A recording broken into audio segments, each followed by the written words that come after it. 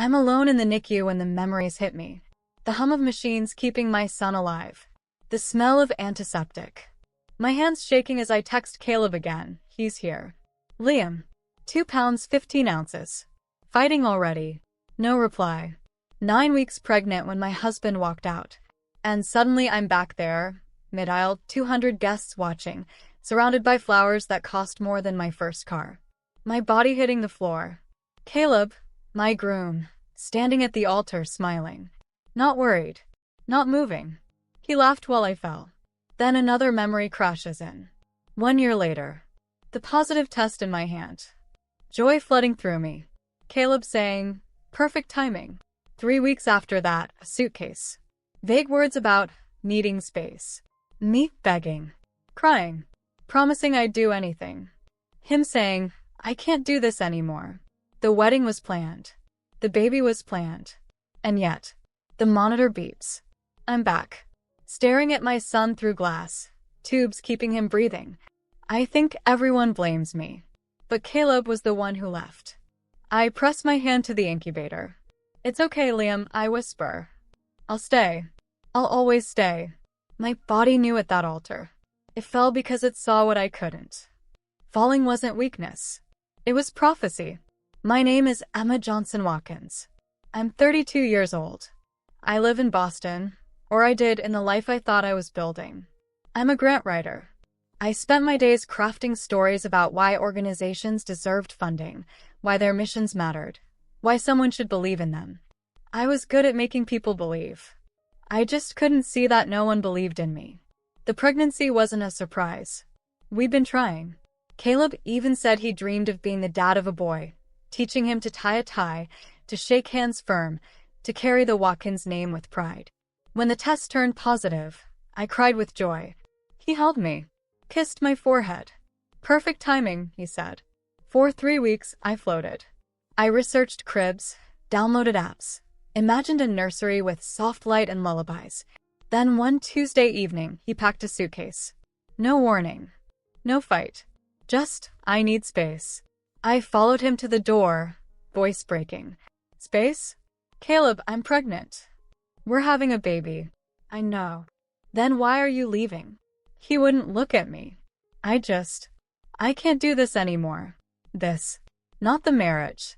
Not fatherhood. Me. I begged. I cried. I told him I'd do anything. Therapy. Move closer to his family. Change whatever he needed me to change. He closed the door. I stood there for an hour, staring at the space where he'd been. I keep thinking he'll walk through that door. That this is temporary. That he's just scared. But days pass. Then weeks. No calls. No texts. I don't even hate him. I just don't understand. We planned this. The wedding. The baby. The life. He promised we'd raise a family. He promised. And then I was sitting on the floor of a bathroom wondering how I ended up here. How does someone plan a whole life with you, and then just leave? Liam was born at 28 weeks, his life hanging by a thread, heartbeat audible before I could even touch him. The hospital became my orbit. Hum of machines. Smell of disinfectant and milk. Fluorescent lights that never dimmed. I texted Caleb the moment it happened. He's here. Liam. 2 pounds 15 ounces. Fighting already. Nothing. I called. Left voicemails. Sent photos of tiny fingers, of monitors beeping steady. Silence. My father didn't call either. Neither did my stepmother Daisy or my brother John. I think everyone blames me somehow. Like I caused this.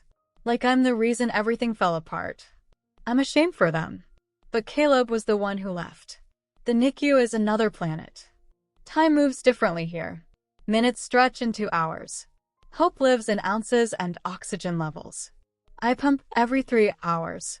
Label bottles with dates and times. Store them in a freezer that hums like a heartbeat. Machines replaced lullabies.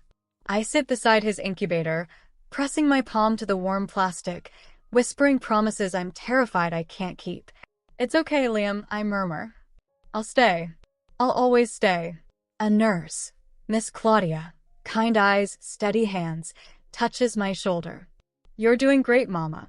I almost break at the word. Mama. I don't feel like one. I feel like I'm pretending. Like any moment someone will realize I have no idea what I'm doing. Since he left, I don't even love myself anymore. But I press the pump to my skin again. Label another bottle. Write his name in careful letters. Because even if I'm falling apart, Liam needs me whole. So I stay. I pump. I pray. I measure love in milliliters. And I wait for someone, anyone, to tell me I'm not alone in this. The photo appears on my phone 3 days later.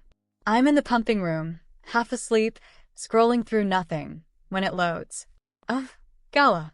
Boston's annual charity event. The kind the Watkinses never miss. Chandeliers. Designer gowns. Champagne glasses catching light. And their center frame, Caleb. Smiling. Radiant. Alive. His hand resting on another woman's waist. She's laughing at something he said, head tilted back, easy and elegant. She fits there. In his world. In the frame where I used to stand. Margaret Watkins stands beside them, approving. Proud. Like nothing happened. Like I never existed. My son is 3 days old, fighting for breath in a plastic box, and my husband, is at a gala. I stare at the photo until my vision blurs. That's my husband. He looks happy. Happier than he ever looked with me. I scroll to the caption. Some fundraiser for youth arts programs. Noble. Charitable. The Watkins family. Pillars of the community. I zoom in on his face. Search for guilt. Regret. Anything. Nothing. Just that easy smile. The one I used to think was love. It wasn't heartbreak. It was revelation. Love had been theater. A performance I bought tickets to without realizing I was the only one acting. And now the show was over. I set the phone down. Pick up the pump.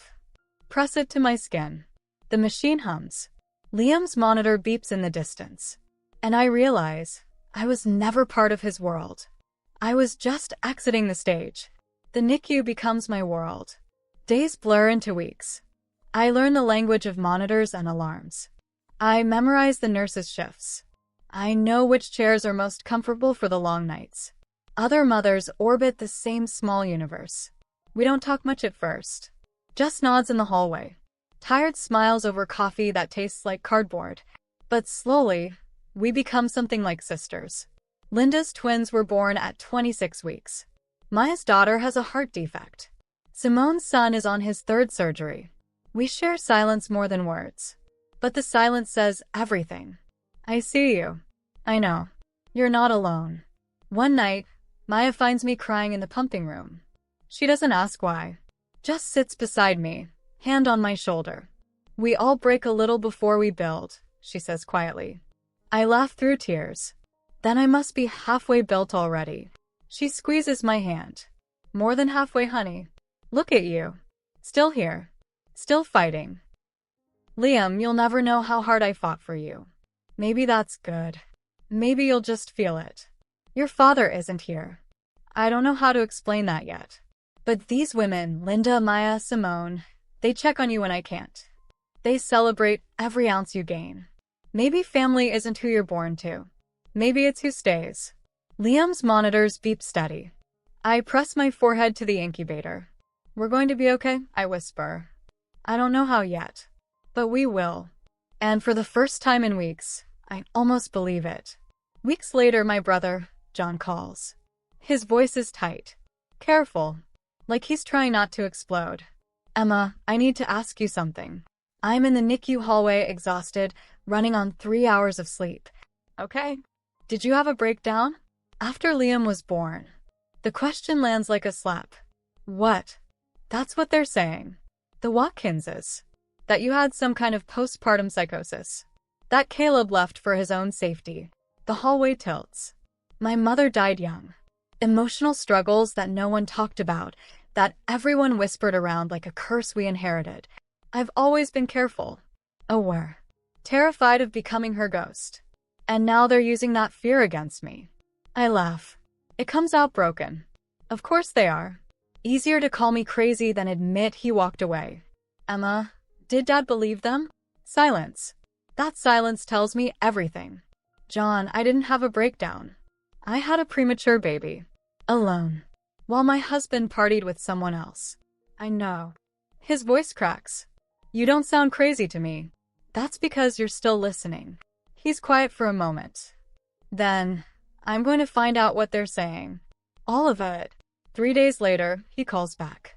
Margaret's behind it, rewriting your abandonment into madness to protect Caleb's reputation.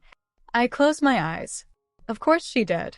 In their world, the truth is whatever story survives longest. But I'm done letting them write mine. I start gathering proof. Screenshots of texts, emails, dates and timestamps. Every ignored message, every unanswered call. I create folders on my laptop labeled simply, Truth. Not for revenge. For recognition. For every woman who's been called unstable when she was just abandoned. I don't rage. I document. And I wait. The Watkinses have a weekly family video call. Elite friends. Extended family. A performance of togetherness broadcast to their inner circle. I was never invited after Caleb left. But John sends me the link. Crash it, he says. They need to hear you. Sunday evening. I wait until they're all on screen. Margaret holding court, Caleb beside her looking polished and unbothered. Then I join. The screen freezes for a second. Faces registering shock. Margaret recovers first, voice clipped. Emma, this is inappropriate. Neither is lying about a woman your son abandoned while she was pregnant. Silence. I adjust the camera. Behind me, Liam sleeps in his hospital bassinet, monitors beeping softly. I didn't have a breakdown, Margaret. I had a baby. Premature. Alone. While Caleb was at galas pretending I didn't exist. Caleb shifts uncomfortably. Won't meet my eyes. Margaret's voice turns ice.